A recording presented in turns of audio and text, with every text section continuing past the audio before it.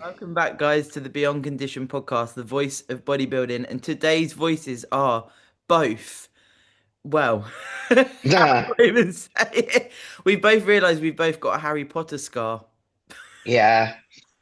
How did you get yours though? Because I'll share mine in a sec. Yeah, so mine was when I was little. I went down a slide. I chipped both my teeth. Actually, I've got a little funny story with that as well. And I ended up with a scar on my forehead. So, yeah, from childhood. Mine was unpacking a Nautilus glute drive. My God, talk about fatigue fuckery. Um, and Dan and I are both pulling on this bit of wood, and he's managed to get it free. But where we're both pulling, the force of it, it's like come up and smack me in the forehead, and I ended up with quite a deep cut to my forehead that I had to steri strip. Luckily, because Dan's dad runs and owns a motocross track, they have like a paramedic on site. So we wandered over to there and I was like, can I have some steri strips? He's like, oh, let me have a look. I'll clean it up. I was like, don't touch me. Just give me the steri strips. Like, you're still in uni. You're a baby. I'm an actual paramedic. I'm all good. I just need the steri strips. I love that. I Yeah, love that. clumsy. A week before the shoot, I was eating my vegetables and mince, and I was like, "There's something crunchy here," and I Oh was no. yeah, and I was like, and one of the I think well, it's a filling now, but I thought it was called a cap. But where I actually had that accident, I've got like my actual, I've got like a triangle across both teeth where it chipped out, Yeah. but one had come out, and I was eating it, and then I was like. I'm a week out from a fucking photo shoot and I look like a hillbilly. What? I I think I don't know if I've told you this, but I know I've talked about it on other podcasts, I think. The day after the Olympia, we went down. Well, first off, we thought we'd ordered room service because I've never had room service before, and I wanted breakfast in bed. And Yes. we're sat there and waiting and waiting and waiting, and it's still not turned up. And I'm bloody starving at this point. So we've gone down to the restaurant to have, and it was actually that was a better option because it was all you could eat buffet. So plate stacked full, chewing on some bacon. I chipped one of my teeth, one of the top molars at the back. Um, got back to the UK and it's like wobbly. I'm phobic of dentists, absolutely petrified. Actually, I'm better than I used to be, but yeah, toddled off to the dentist, had to have it extracted, mortified. Like, oh, my jaw hasn't been the same since. I I couldn't chew on this side for quite some time. And yeah, I've got a nice gap there Yeah, I on bacon of all things.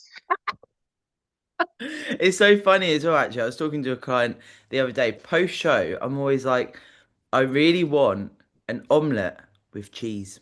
And it's like Mm. fats, isn't it? Like you want Yeah, like there's these I feel like as you go through the sport, there's almost like a more of a physiological want for like some good yeah, fats, some good carbs and it's hard to explain. Do you know what I mean?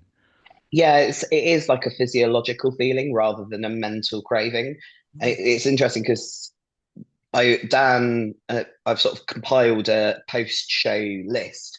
And I have to do it kind of bit by bit because if I go in the supermarket while I'm on prep, it's almost sensory overload with all the different options and everything. And one of my favorites post show is a tortilla wrap with chicken, rice, avocado, cream cheese, and a bit of peanut butter. Like, yeah, dark roasted. It's got to be dark roasted Oh, so it's like and that. crunchy. Yeah, the deep flavor. It's so wild, right? Like on the pod with Scott, when we spoke about GLP-1, I was like, even in this diet, although it's not a prep for a show, my appreciation for food, and this is, I'm talking like the first time I had a bit of almond butter back in, I was like, 15 grams of almond butter. Oh my God. It's Yeah. like, and then you look around in normal life and stuff, and you're like, I really don't feel like people feel like this about food. It's Dan's kind of he's off it well not obviously he's sort of doing his own thing for a bit and he's got had some carrot cake and some sourdough and some focaccia and things like that. And it's odd. It's like, yeah, I do kind of want those things, but it's more the freedom to be able to choose to have them rather than actually gorging myself. Yeah. It's yeah, it's a weird thing because it's likely going to be relatively late by the time I'm done on Sunday. It was when I did WPD 2 years ago, and we've got wheelchair, WPD, and then women's bodybuilding. But as a category, there's only four of us, so Yeah. it should be quite quick, as opposed to last season where the lineup was 20 odd deep, and then you go into finals, and each of them have a 2 minute routine. That's 20 minutes just on the routine before you've even got to comparisons. Yeah. Like it's quite some time. Mm. So with this, at least I know that I'll be doing my routine, and at least I know that I'll only take up 8 minutes for all four of us. Yeah. Yeah. So as a category, it's going to be relatively quick. Slightly disappointing that it's not a deeper lineup, but you can't. It was five, but one hasn't been able to get a visa, unfortunately. Uh, So it's cool that you yeah, know how many are in the category. I suppose it's the difference between the pros and the amateurs. We obviously have to submit contracts and say that we're going to do. We can't just kind of rock up at registration and join the club. You need to actually sign the contract a week before, and then they release the list normally on the Monday before the show. So yeah, and then this morning I woke up to seeing that it was only four. I Mm. say this morning, it was early hours, twilight. We're an hour ahead over here, and I woke up at 20 to 4, which is 20 to 3 UK time. And with that hour difference, it's not like a massive adjustment. You still kind of feel that. So yeah, it's sleep was eluding me a little bit this last week. Yeah, I bet. Hmm. Yeah. As well, I think with bikini, a lot of the time, and they've been doing this over here as well, you might have noticed, they have all the people registered, whether you're amateur or pro, and then they sometimes elongate like how many, there's like A, B, C, D. Yeah, height categories. Yeah, and then some shows they cluster. Sometimes Yeah, they do less. I've mentioned this on a pod recently where they sometimes have one in each of the height categories, and there's like all the way through to like H, but then they've got an overall. And I'm like, I don't know what the best way to do this is because you're on stage on your own otherwise, aren't you, on the default? yeah. And then you have a really stacked overall. You might as well Yeah, kind of because PCA will split into kind of short, medium, tall, yeah, yeah. but two bros, it's all actual heights. Yeah. So I get that having somebody, which is interesting because Paula, one of the WPD competitors, I had seen her in person before, but it was back in 2021, Oh, and we were both in figure, so heels kind of deceptive. And I saw her in the gym. What day was it? Tuesday, and she's really tall. I felt tiny. I was like, hi. But you don't have that in the pro league. It's like mm, you could be stood there. In Toronto, there was one of the WTPD competitors was like 4 foot 8 or something, tiny, really short. And then you've got next to 5 foot 8. It looks very different. yeah, it's like the shorter is more like a compact version, isn't it? And then Yeah, and it is funny as well because you do see like on the stage there's like this and then there's yeah, you're or like yeah, two really tall people and two really short. And I think as well when we move through the categories, it's like there is merit in when you think about bikini and height categories. That's quite a good way to do it because then you look and everyone. I don't know. You've got sort of similar symmetry ratios, etc. yeah, it's Whereas when easier you to compare, compare. yeah, yeah, when you do, sometimes I sit like at a PCA show or whatever, and I look and I think this person is like you say maybe 4 foot 8 and then you got like 5 foot and it looks so different and you're like they're literally completely different physiques in the same category. It's a Yeah, wild thing, isn't it? yeah, yeah. Like you think for men, you've got 212 and then you've got open. And generally, a bit of a sweeping statement, but the 212s are that bit shorter because of like is weight, height, that sort of stuff. So yeah, but we don't have that in the women's categories. It's almost sad that there's not a kind of 212 for women. Yeah, Some people might say that's WPD, but then I liken WPD more to classic yeah, and like in you some ways. we spoke about, didn't we, over message that you're like almost in between. Yeah, So it's like, well, and I feel like as well, I haven't spoke about this on the pod yet, but and we haven't spoken about it, where there was this sort of I don't know if you want to call it uproar or whatever, where that people were saying about, women's bodybuilding not getting as much money for the win. I know we've spoken about, winning shows yeah. compared to men, but there was a bit of a thing on social media. Did you see it where it was like Lee Priest and a female? I Linda Murray put something up, and I kind of, what your attention span's like when you're on prep. I kind of started watching it Mm. and then stopped. And the next thing I knew, there was this big blow up around Andrew Jack and him saying, why did you have to call me out, kind of thing. I'm not entirely sure. Maybe it's something I'll revisit once I've got more food in me. Yeah, it is. It's I guess that disparity between it was basically saying that, you know, if you've got this many followers, then this is what's happening with the male side and against the female. And it was all this like, and Yeah, everyone was like, oh I my think I think the point got missed within the politics and the kind of naming. The point is, it's like, yeah, all right, so open is sweeping statement more popular, but having been to women's bodybuilding pro shows, they're just as stacked as far as people watching as the men's is. that was Like was. Mm, Chicago was, the UK show was like the UK show was standing room only for women. yeah. It's like every seat was full and there were people just stood everywhere. It was madness in a good way. So to say that it's less popular is again another sweeping statement. But then again, being as we're females, we're going to be biased towards ourselves, our gender anyway. But it's it's that kind of loop of the less exposure, the less known, the less popular. So the more exposure, the more known, the more popular. But if you've got to actually invest in that exposure to start off with to be able to gain the popularity, and if you keep brushing it under the carpet, of course it's not going to gain popularity because people aren't as aware. Mhm. And there's still that stigma between about women's bodybuilding being that less feminine, highly virilized kind of look. Mhm. No, It's like what you said about when we were messaging about the guest posing you did, and you were like, I feel like I want to represent UK female bodybuilding because yeah, maybe there's not as many people doing that. And again, like you say, unless we have the exposure, how do we get that support? It's such a mixed bag, isn't it, with what yeah, you is women's bodybuilding? yeah.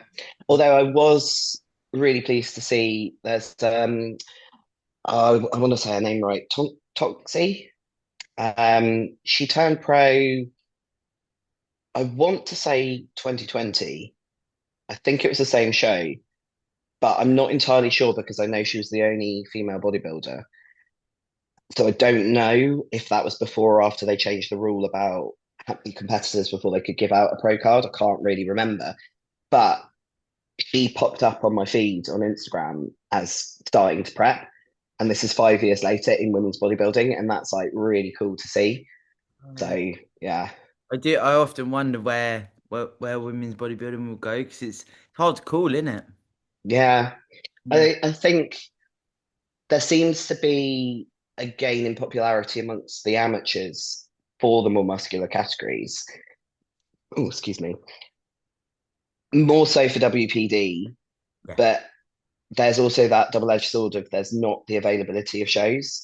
And you kind of look at the pro qualifiers in line with the regionals, and they're quite a stretch. Yeah. And it's that is off-putting in itself because it's like, how can you do a regional when there's not a pro qualifier for another 2 months? You can't stay in prep as a female for that. Well, you shouldn't stay in prep for a male as a male for that long either, to be fair. But as females, we do struggle more with that lower body fat environment for prolonged periods of time. It is arguably that little bit more detrimental. I think they're a little bit more physiologically resilient to it than we are. Yeah, you raise a valid point actually with doing back-to-back shows with the fatigue. That would be quite a cool segue actually, because I was speaking to Matt about it literally today when you do hang out between if you do like season A. So if anyone's listening and they've qualified in season A, as it were, for like the finals in season B for like October, and they've Yeah, in like maybe April or May. And I remember the first time I did it, I was like, cool, we go up to maintenance, we hang out for 3 months, or it's 2 3 months, and we go back in, and the prep, you've done preps like this, long prep, yeah. and you're like, yeah, yeah, no, that's cool, like I'm already lean, I'm gonna have a bit more food in it. But I mean, I don't know your experience, but I thought, fuck me, the fatigue and it's like your life's on pause. It's like, just stay there for a moment. I mean, 2023 was a prime example of that. Did Empro, qualified, and the Olympia was November. So it was, I think we had 6 weeks of maintenance before I was back in prep again. And I mean, the scenario was slightly different back then because I was working, you know, I was off sick from the ambulance service with the PTSD, left the ambulance service, started as a disability assessor, and had I think it was a 12-week training course or 10-week training course or something that was Monday to Friday, 9 to 5.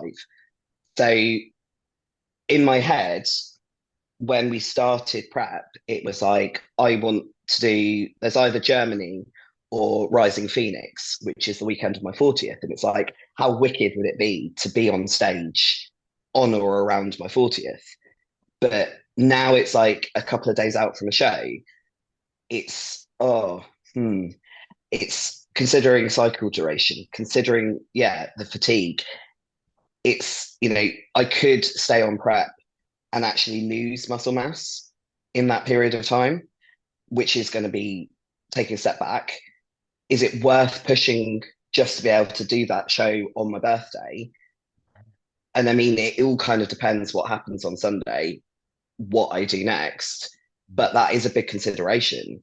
If I qualify, then I'm still facing that really long stretch, in which case I probably will do a show around my 40th because I'm going to be in condition anyway. But if I'm fourth, it's like, do we do Portugal and hope for a deeper lineup and then call it there? It's so uncertain.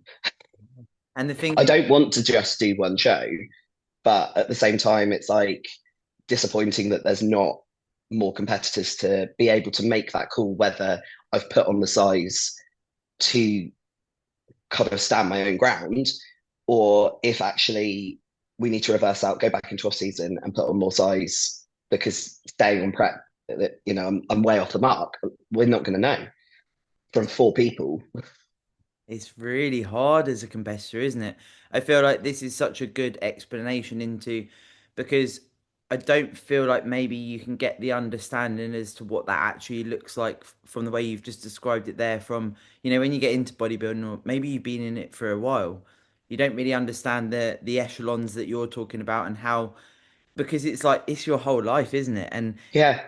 like you say, if you were to just carry on and then you're eating at muscle tissue, etc., etc., do you go back on cycle? Do you not? Do you, all of these And things? then, like you were saying, the fatigue from that elongated prep, 2023 into 2024, was it 2023? Yeah, it was. Got the year for a minute.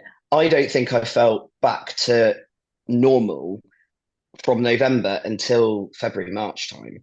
Same when I did a longer prep. I was, It really fucked me up. yes, And I 100%. don't know whether that was the prep itself. It was probably the perfect storm, mental health, working, changing roles, learning a new role, excuse me, Monday to Friday, 9 to 5. I was literally squeezing cardio in my lunch break after work. I was training fasted at 4 a.m. after doing fasted cardio to just make it work. Sat on my ass for so long because it was all computer based learning. It's just not the ideal situation for a prep. So that was multifactorial as to why recovery probably took so long. I dug myself such a deep hole. And that's not to say it would be the same this time, but is it worth the risk? If I qualify, then yes. But to just tick box a show for my 40th, perhaps not. Plus, it's like, you know, Dan and I have both been on prep together since January. It it's getting to that point now where it's like, just want to be able to go out for food with him.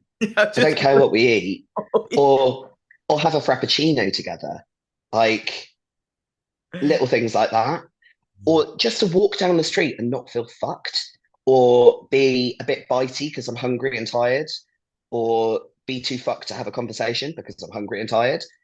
yeah, Like we it's had a conversation, I think it was Tuesday night, where he's like, I kind of want my person back.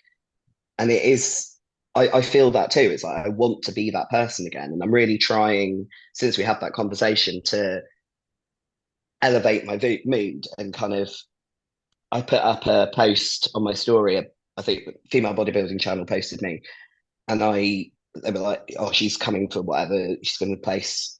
It's going to be a two-person. All this stuff, which is great to have the support." And I reposted saying, "No expectation, no disappointment." And that really is my stance on this show. It's like I'm going in to a new category, and I have zero expectations because I want to enjoy it. I don't want the pressure of being like, I want to place here, I want to place there. I know I'm going to get to do my routine, which I'll probably fuck up and forget because I always do the first time. Yeah. It's like, how many front double biceps and rear lat spreads can I pull in 2 minutes? stop. Um, but it's like, I just want to enjoy being in this category where there's less constraints about WPD can be a little bit kind of, don't know, it bodybuilding, I just feel like you can be yourself a lot more. More expressive. Yeah. It's another step up of expression compared to, figure is one thing, WPD, and then women's bodybuilding. So I just want to enjoy it and meet some of the other more muscular women as well. So I've seen one in the gym, but you know what it's like in peak week. It's like you just head down, crack on with it, kind of thing. It is as well when we talk about the fatigue, like the mind can play tricks, you know. We've spoken about it over voice note many times during our both as we've been dieting. It's like you you can feel quite elevated, then you can feel like, oh God, I'm in the fucking gutter. And then there's this it's like a psychological warfare, as I describe it. Yeah, You know, we've spoken about Hunger Games and relationships and intimacy and things like that. And the fatigue is like that, it's almost like that foundation to it all. So when you are, yeah, there's so many things that come off the back of that. So can that impact your relationship? Can that impact when you're looking in the mirror? I look shit today. Next day, oh, I look yeah, like, and I feel like a lot of it's based on that fatigue being almost like it's like it's dragging at you, isn't it? It's like, and then when you come off the back of a season, like off the back of this photo shoot prep, even just putting my food up a little bit, I'm like, I feel very different, and I'm not, you know, I'm not increasing it very, yeah. you know, I'm not going mad or anything like that. I really want to have a good reverse out, and I'm like, this is wild. When I think a week ago, I'm literally dragging my feet in this. It's it's interesting because day one of the carb up, and it lulls you into a false sense of security. In your head, you're like, I've got this extra food. I'm going to feel fantastic. And I had my first meal, which was pre-workout around 9 a.m. And I was training delts. And it's quite a low taxation body part, realistically. It's a smaller body part. And I still felt fucked 45 minutes after eating. And then suddenly it was like bang, energy. And I'm like getting my jig on in between sets, doing some posing, just and like actually really enjoying training again. That lasted about an hour and 20 minutes. And then I was back in the pit again. Did some posing afterwards, and we are sat waiting for an Uber. And it was like, it was only about a 10-12 minute wait, and it felt like eternity out in the heat. And it's like dragging myself into the Uber. And then you're obviously water loading as well. So I'm on like 6.5, just shy of 6.5 liters today. So I'm in the Uber, literally like crossing my legs, desperate for the toilet. And then it's next meal time, and it's like, oh, I feel good. And I had to go and get some last little bits of makeup and stuff like that. I didn't have time to get in the UK. So I had a meal and I literally finished a check-in and walked. It was at less than 10 minutes. And I'm like, my hamstrings from trying to pose. It was like trying to walk after leg day. And then with the heat, it's like I feel really like, ugh. And I'm in this Spanish version of Superdrug, looking around, kind of going, there's so many bright colors. Face wash, that's what I needed because I forgot my face wash. My skin is a fucker. And I've been washing my face with Sanex since we got here. And I'm already coming like getting breakouts. It's so sensitive. So I'm trying to find something that I think will work on my face. And it's just like coming at me like this. Like nail varnish, lipstick, blush, fucking shampoo, conditioner. And then it's like, because I'm so indecisive, I've got an arm full of stuff, and I'm like, I don't need this. I don't need. What am I doing? What am I doing? This is mental. And then dragging myself back again, really needing a piss. Now feeling a little bit queasy with the heat as well, and I've still got like 45 minutes till my next meal. It's like, well, you raise a valid point there, like decision fatigue. Like you're like, just can't make any decisions today. Yeah, And that's why, as well, sometimes in a preparation, obviously we have little changes and things happen, but having like the similar foods every day, just being able to do what you need to do, having that, because we've spoken about it before, haven't we? When you've got that, the only thing is when you've got the plan and then it changes. So, whoa. what the, I'm fatigued. I don't know what's happening. I'm hungry, and now you've changed my plan. But generally speaking, in a prep, as the fatigue clocks up, all of these things, the decision fatigue, all of the things you're describing there, if you can have quite a robust, generally speaking, structure, it helps because this is where the sort of robot term comes from, isn't it? Because Yeah, it is useful, isn't it? Like you described, you set your alarms and you do. it's hard. That's an additional layer to, especially being a more heavily muscle pro in the female side of things, is having to travel for shows abroad. And that completely throws off your routine anyway. And you've got the fuckwittery of the airport and trying to negotiate a foreign country. And we arrived at the Airbnb, and it was actually, as far as us traveling to compete, it was a very streamlined process, realistically.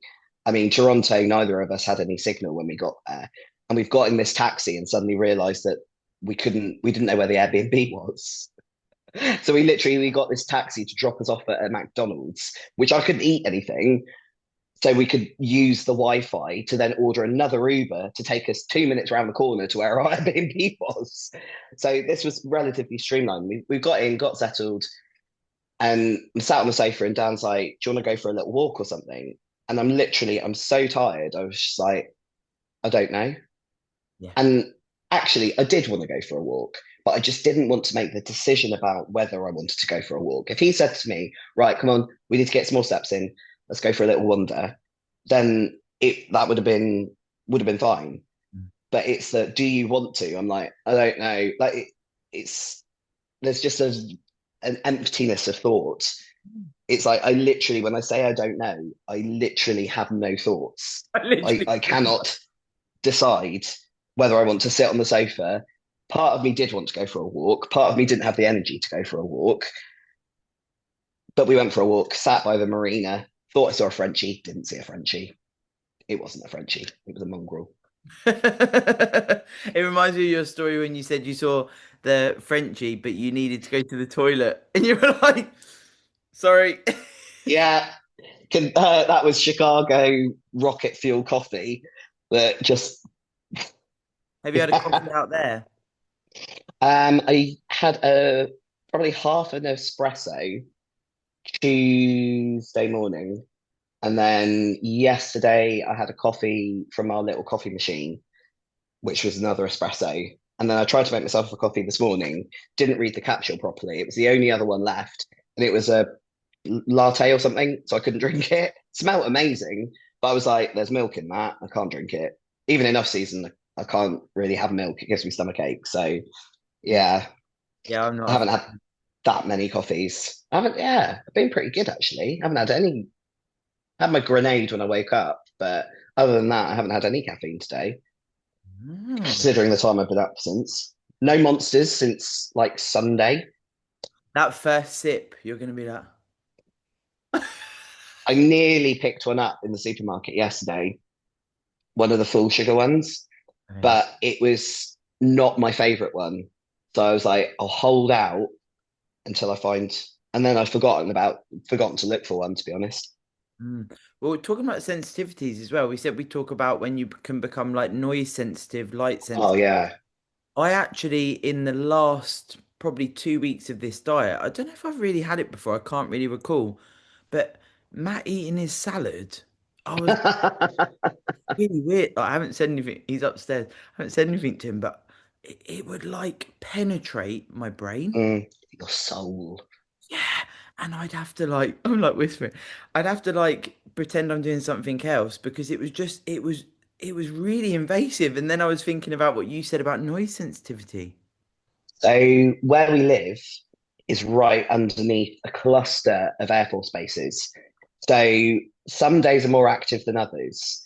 And it's literally any of my clients, they'll know because it's like every now and then I have to just stop because the jets are so loud.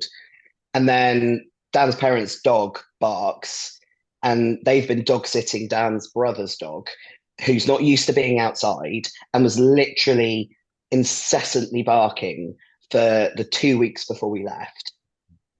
And we were both quite looking forward to being somewhere different and getting away from that noise. And this Airbnb is actually really quiet, apart from the hob makes this weird brrr, brrr, brrr when you're cooking. And it's little things like Dan's work phone's been on vibrate on charge. So every time his clients are sending check-ins, it's and like just yeah, little things like that. Even people just talking too loudly. Like Dan was having a conversation with somebody outside the gym, and it was just I was like, I have nothing against you, but shut the fuck up. Yeah, it's a really weird like yeah, I don't know. I can't recall if I've had it before, but it just started. And also, funnily enough, because you are a trained paramedic, when I'd be walking and I'd hear like an ambulance go by, and the screech is so loud, I and mean, that's why I'm deaf in one ear. Well, I've got bad hearing in one ear. Is 20 years of, well, especially the last 5 or 6 years where I was on the rapid response car. So I was always driving. So the siren was always on the right hand side. And they knew the noise cancelling had stopped working, but they didn't do anything about it. And yeah, I've got tinnitus in one of my ears. oh, you've got tinnitus. Sirens in 2023 with the PTSD was like horrendous, especially in a built up area where it bounces off the buildings Mm, or just awful. I get kind of light sensitive as well, and even touch sensitive, mm, where like, oh, the Olympia Airbnb, the cistern of the toilet had broken and it continually flushed. Like of its own accord, I timed it every 3 minutes. Every 3 minutes, a toilet flushing. Like even with earplugs, noise cancelling headphones. Oh, it was just so bad, mm. so bad. It's hard to, I feel like, if people are listening and they've got any of this sort of noise or light sensitivity, it's quite hard and they hear us talk about it and go, oh, maybe it's that. It's quite hard to quantify it, isn't it? Because you're sort of like, am I Yeah. going fucking mad here? And it's little things, and it's like my stepdad when he stayed, he'd keep when I was like cooking and stuff, he'd like make little comments and stuff, and I'd be like, he's making another comment. It's like little things like that. They just grind on you, and we know what's happening, right? But I think when you're first in prep, you're like, why don't I Am I like going mad? yeah, why don't I like people? Why don't I like any sound? Why don't I like any light? What is going on? Is this bodybuilding? Yeah, it is hard. It's like your tether is very, very short. Yeah, yeah. It's like the battery, I call it a Duracell battery of life. It's like Yeah. over prep, it slowly goes down. So And when there's moments in prep of where you're just uncomfortable in your own skin. And I've got a lifestyle client who's considering transitioning and wanting to get on stage. And it's like trying to explain some of this stuff whilst I'm in the middle of it and it's at the forefront of my mind. And it's kind of this balance between giving them all the information, but also not necessarily putting them off, and balancing insecurities with what I know can happen in prep. It's a really, really hard thing to do. But the toughest thing I find is when you are just uncomfortable in your own skin and like your clothes touching you feels horrible. And like we'll be sat next to Dan on the sofa and his elbow might just be touching mine and he's like red hot and it almost feels like burning against my skin. And that it feels so awful to say that because he's my person and like having tactileness from your person is what you should want. But in those moments where your skin just hurt, you can't, there's no other way to describe it. It's just the depths of uncomfortableness. and it adds to that sort of body dysmorphic vibe and all of that type of because you start feeling like almost like you're an imposter in your own. It's really weird, isn't it? It's hard to put it into words until you feel it. Yeah, I think for me it's more, I suppose I wouldn't say it's imposter, it's more self-doubt. Like, but that stems from upbringing, previous coaching experiences, stuff like that, rather than bodybuilding itself. But if you do have any kind of mental weaknesses like that, prep will bring them to the forefront and they will become your nemesis within that dieting phase. And it is hard. You kind of, I'm not saying I do not have all my ducks in a row by any stretch of the imagination, but it's the ability to recognize that it's a symptom of the environment and the only way I can sort of say how I manage it is I do the best that I can to self-soothe and remind myself that it's a symptom of the environment. But it links back to what you were saying about the underlying fatigue. The more tired I am, the less ability I have to self-soothe, the more anxiety I feel, the less ability I have to self-soothe, the more anxious I feel. And it's like this circle of, and the leaner I get, the worse my sleep gets, the more tired I get, the more anxious I get, the worse I sleep. It's just, Yeah, when you try and quantify it to someone that's looking to get into competing, exactly the same boat as you. I'm like, I'm not trying to be negative here. I love bodybuilding, yeah, as you do. It's like, absolutely. If you want to do a prep, let's look at this. But it's that realistic, and we talk about expectations, right? It's that realistic. Does it fit your lifestyle and what yeah, it might look like towards the end? Because I always frame it as like it's a diet and some.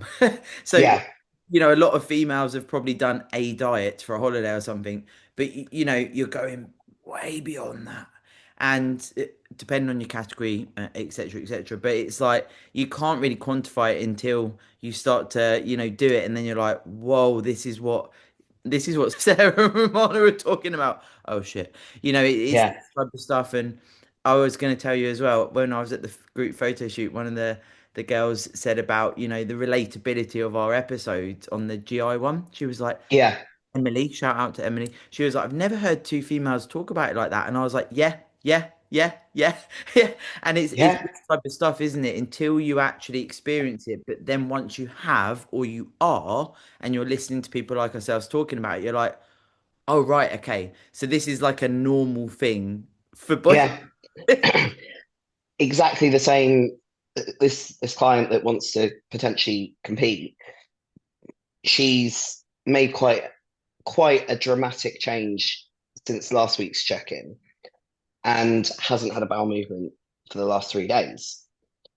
And it's like that is kind of a symptom of the dieting phase. And myself, it's like I feel it's that uncomfortability again. And then there's a little bit of underlying anxiety of what if I can't go before stage? What if I need to go right before I have to go on stage? What if my midsection and I can't control it because I haven't been? Um, Something that I've kind of joined the dots on a little bit this week is I left my normal EAAs at home, and I've been using one that Dan normally or just bought last week or something. And I kind of worked out today that a couple of swigs of my EAAs and I need to go like now. So conversation when I got back from the gym this afternoon or this morning was just to let you know, I think this is happening with the EAAs. Might it be worth having some in my first bit of fluid show day morning when I'm up at buttfuck o'clock to kind of spur on that bowel movement Mm. so that I'm then clear for stage? No, but it And is. these are the things you end up thinking about and obsessing over. Yeah. And then a lot of people have resonated when you spoke about poop anxiety for a check-in. Yeah, Let you know. yeah, And certainly like I can spend so much time in the morning of a check-in where I'm like trying to soothe my stomach, trying to do some yeah, stretching, and I'm like, is it gonna happen? But I also find that the deeper into a diet, I can get it where I go for a wee and then it just happens and I'm not aware it's gonna happen. It weird stuff happens, doesn't it? yeah. You can't really. It's, it's really like the amount of times I know that the number on the scales is not reflective of the look. I know Dan, it's more about tracking trends rather than the actual weight itself. But this whole week, I haven't been able to go before check-in. And it wasn't until this morning where it was like, it doesn't fucking matter. Stop stressing about it. And I still stressed about it a little bit. I still didn't go. But I was just like, so a bit laborious, but my normal routine is wake up, do the washing up, do a bit of meal prep, try and go to the loo, can't go. And I generally will hold off having any fluids until I've been so I can weigh myself. But it's like actually the fluid helps me go. And Dan's with me like all the time. So I think some of it for me stems back to that, presumption that if the scales aren't moving, you've cheated and the kind of accusation around that. And it's like, it's not, it's literally like, it's just a symptom of being on low food. Mm. That's why I'm not going. And it doesn't matter what it says on, it matters how I look. And yeah, it is a bit off-putting when you can't control your midsection because you need to go. You've got the feeling and the sluggishness that comes with constipation. But at Yeah. the end of the day, it's about how you look in the bikini. Nobody gives a fuck what's on their scales when you get on the stage. So why are we all so emotionally attached to it?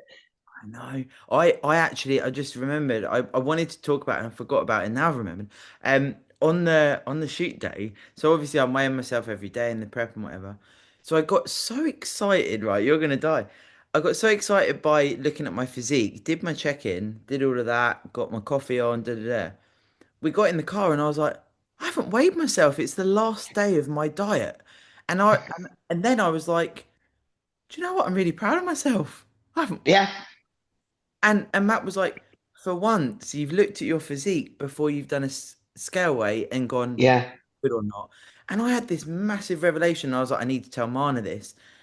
And it was really weird. Like I don't know what I don't know if it's just because I was quite sort of on the day. I was like, I need to do my steps, I need to do blah, blah, blah, yeah, yeah. like a show. And I was like, oh my God, I'm having an epiphany now. Like I can't believe it. I didn't weigh myself on the last day of the fucking diet. What the fuck is going on? I keep Dan's got me weighing myself before bed, and I keep getting into bed, forgetting to get on the scales. And it's like you feel so fucked, you're really tired, and then you've got to get up out of bed, get on the scales. And because like I can't see fuck all without my glasses. So I have to take my glasses off, have to take my watch off, have to take my necklace off, and get on the scales. And then I'm literally like bending down that far away from the scales to be able to read what it actually says. I love that. That's so funny. I So, think I don't even know if Dan realizes I have to do that. He's just walked in the room. hey Dan. I've got headphones, you can't hear you. She says hi. He's got snotters. Oh yes, because he's ill. Send him Mm, vibes to the Dan. Dan is ill. yeah. Don't want Mana getting ill because she's like literally. Hopefully, my throat does feel a little bit scratchy, but I also get that through lack of sleep. Okay. So I actually did have a bit of a cold and a sore throat mildly last week. So I'm kind of hoping, selfishly, that I've given it down. I think it's not something new. But then I've been on about, what is it, 12 grams of vitamin C or something today, Love. and 6 grams of vitamin C, I don't know, 12 tablets, something like that. God knows. He's, I Yeah. can't hear what you're saying because I've got my, that's only today. But hopefully the vitamin C will counterbalance. And between that and the carbs today, and I'm probably going to take an extra Zopiclone tonight, fingers crossed. It's literally. Huh? Oh, he's got some melatonin. Bang in. I don't know if you can hear that. No, I can't. But I love a melatonin So gummy.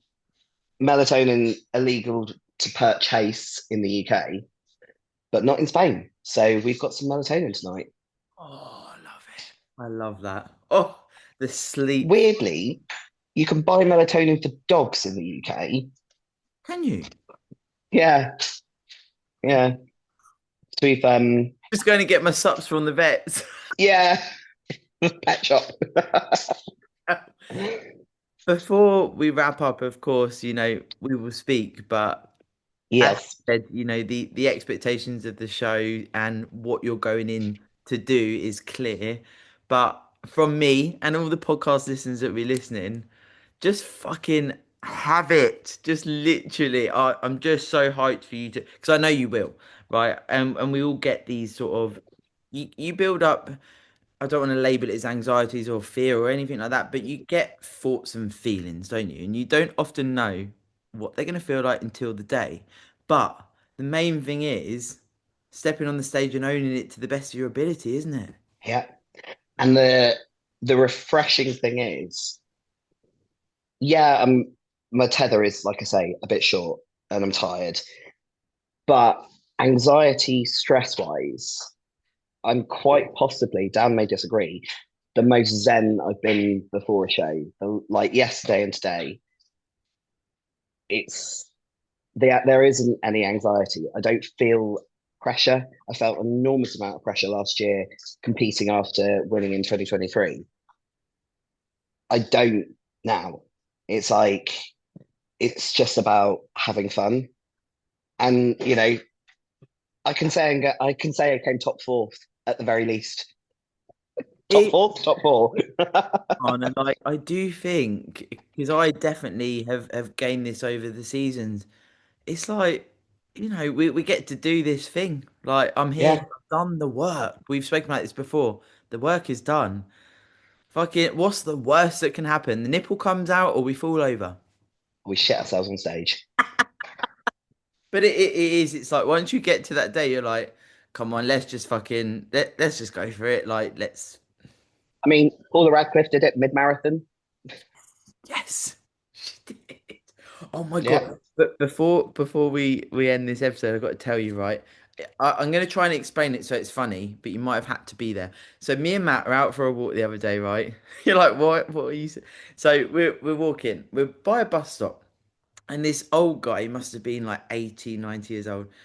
He was like, morning, whatever her name is. And a woman went past. Another old guy went past and he said, morning, Ron, or whatever. Me and Matt were walking past and he went, morning, boys. To me and Matt. brilliant. Matt literally was fucking crying. And I was like, and I went, morning. Dan would be like, he'd be right up in his face correcting him. Although Honestly, we did walk past some old dude that had pissed himself yesterday. I don't know if Dan noticed. He was just literally stood in the street with piss on his trousers. drunk or. No, just old, I think. But it's like, oh, okay, that happened. I mean, I was used to it from the ambulance service. The amount of people covered in piss was ridiculous. But walking down the middle of the street in Spain, Isn't it? How random. I mean, I was close today, to be fair. I love it. I love it. But of course, I'm going to speak to you. But from everyone in the Beyond Condition podcast tribe, fucking light it up, my G. I Load. will do my best. I will do my best. That's all I Representing. can do. Yeah, that's the thing. Just fucking Yeah. make memories, have fun, and what's the worst that can happen? She comes Speaking of top four. piss, Top I four. need to go because it's been an Love hour, which is it. probably the longest I've gone all day without going for a piss. Well, thank you for doing it just before your show as well. And of course, I'll speak. Pleasure. To you. Speak to you soon. Laters. Bye. Bye.